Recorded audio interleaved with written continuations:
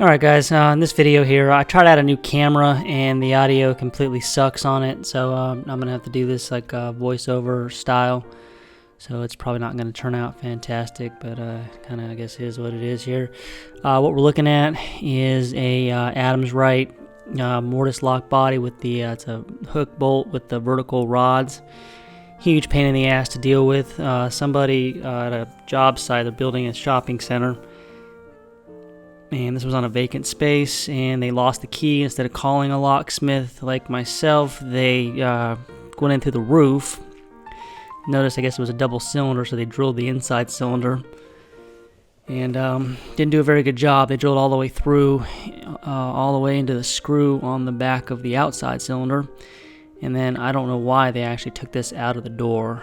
This was just given to me to replace the cylinder they drilled and to make a rekey the other one.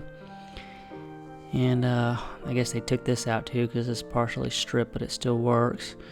Get some pliers to get it out. But so anyway, this was given to me, so now I've got to go back here in a day or so and try to reinstall this. And these vertical rods can be a huge pain in the ass.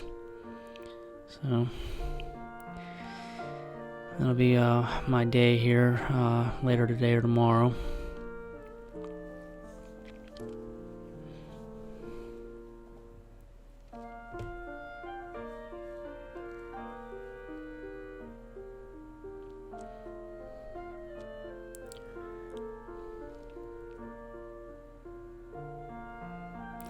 See, looking at what I'm showing here is they drilled all the way through the plug on the inside cylinder, all the way through the screw on the back of the cam on the outside cylinder, so they really didn't know what they're doing.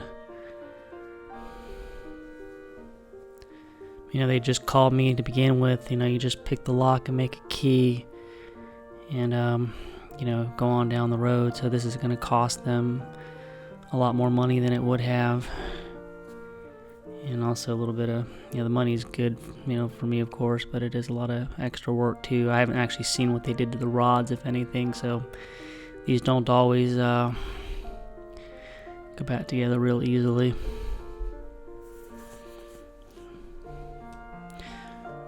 Just inspecting the inside of it here, so that's not a common lock body around where I'm at, so it's not something I keep in stock.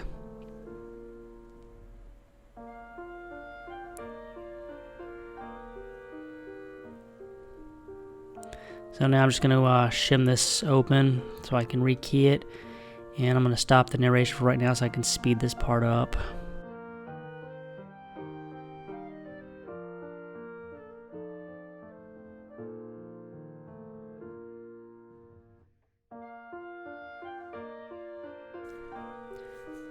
Alright, let's get that last pin.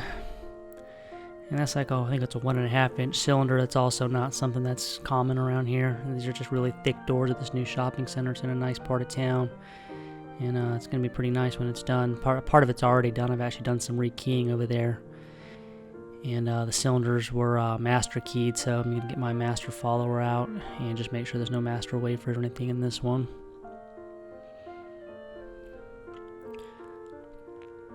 Thing that's probably not master keyed because the key wouldn't have got lost if it had been master keyed, but I'll check anyway just to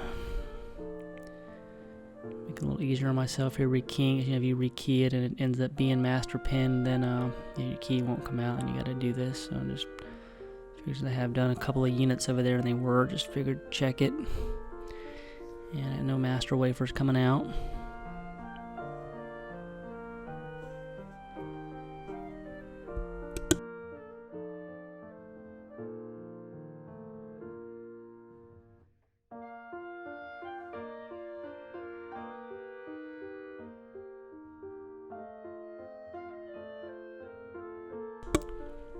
And just fighting with the follower. The follower actually has Prolock stamped on it, and the drivers get stuck on it. It's kind of funny. Alright, we got our new 1-inch cylinder for inside, and so we're going to just be repinning the lock that we just shimmed open to the key out of the new cylinder.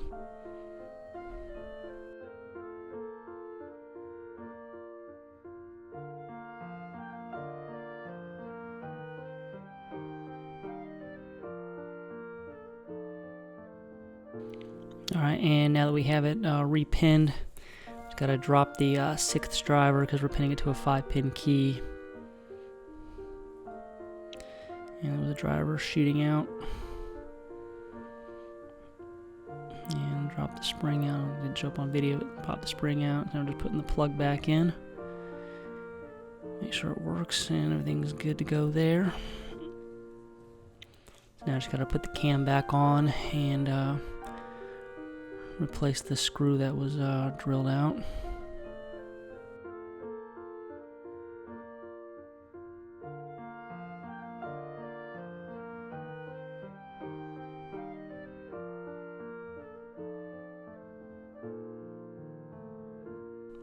Alright, and then just making sure the cam is right on the new cylinder, and looks good.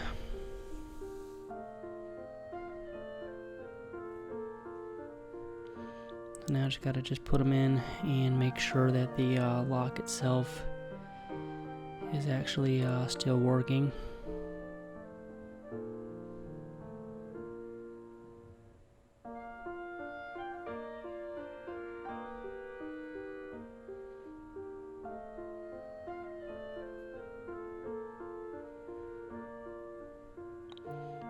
And looks good. So it looks like they managed to not break it anyway.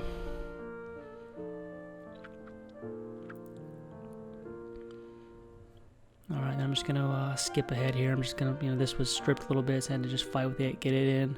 Not strip it, cross-threaded. And just gotta get this in and test it, and then cut some keys.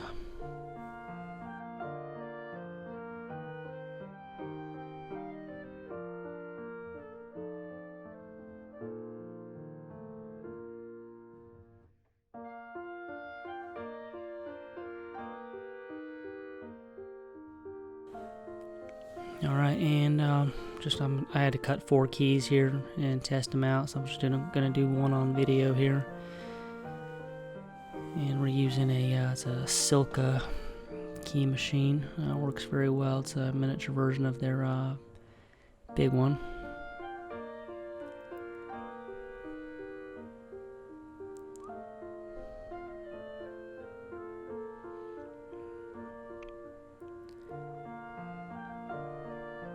And it's unfortunate the sound sucks so bad. Cutting keys is so that sounds pretty cool.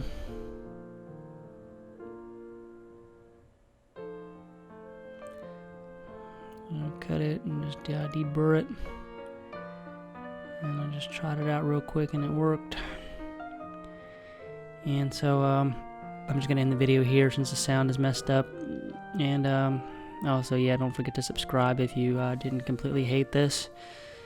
And I'm gonna have to find a new way to record audio with this. Probably just do it on a separate recorder. So that will do it for this video, and we will talk to everybody later.